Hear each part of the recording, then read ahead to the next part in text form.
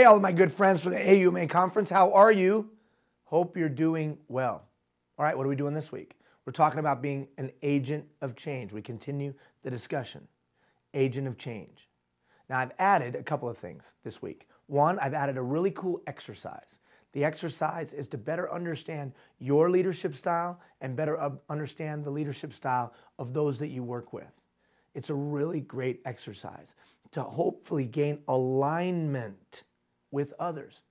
In addition, make sure you take a look at that expanding your sphere of influence. 3 little links there giving you a strategy on how to expand your sphere of influence. The agent of change understands, demonstrates, and exerts influence. How? By building trusting relationships to act as a catalyst for change. Those 3 links will give you some insight. In addition, that new exercise that understanding your leadership exercise will help you better understand those that you on council with or staff or whoever you interface with regularly. But here's a thought I want you to think about. I want you to think about how times have changed. And I want you to look at your own leadership approach as you do that exercise. What skills and abilities and competencies that were effective for you in the past no longer are relevant today? What is it? What was it? 2 questions that I challenge you to ask yourself. 1, who was the best leader you've ever had? The best leader you've ever had. And what made them so great? Write that down. And then, who was the worst leader you ever had? And what made them so bad? Now, the first thing I want you to look at when you've written those things down is, what qualities or attributes of your best leader are you exhibiting today? And then, what qualities and attributes of your worst leader are you exhibiting? What? Well, you know, you've said it before. I'll never be my dad. And then you end up being your dad. Never be my mom. And then you end up being your mom. So first, the qualities. Secondly, that great leader, that amazing leader, that leader that changed you, helped you, guided you, advanced you, made you better just by being in your life, I want you to contact them. What? Yeah, I want you to call them or see them. Don't email them. Call them or talk to them. Track them down. Why? Because there's nothing more powerful today than a leader that understands that they need others to be successful.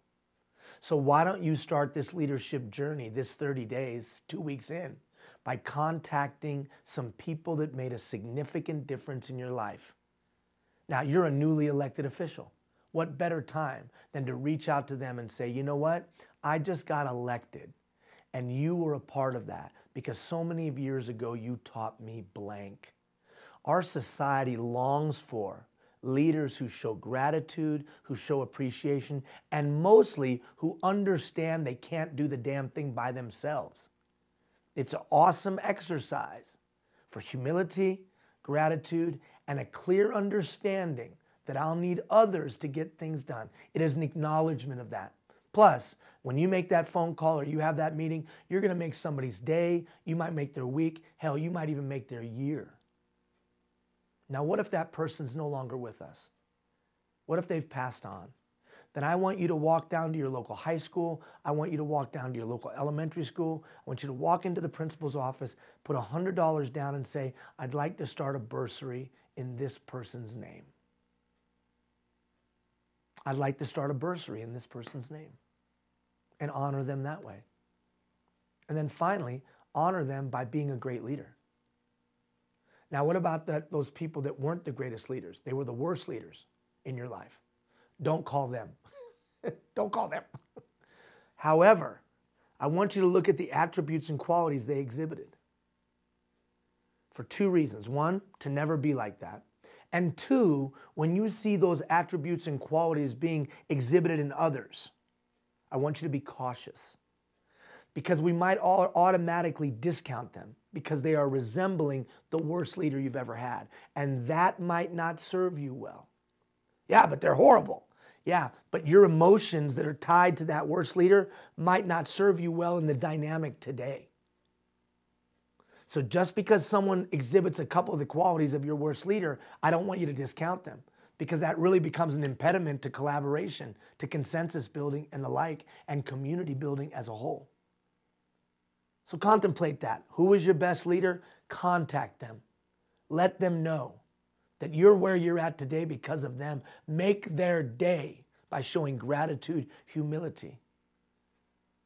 And then, who is your worst? Make sure you're not like that, but also make sure that that mindset doesn't become an impediment. Check out the new things that we posted. There'll be some more this week. Good luck to you. Take care, everybody.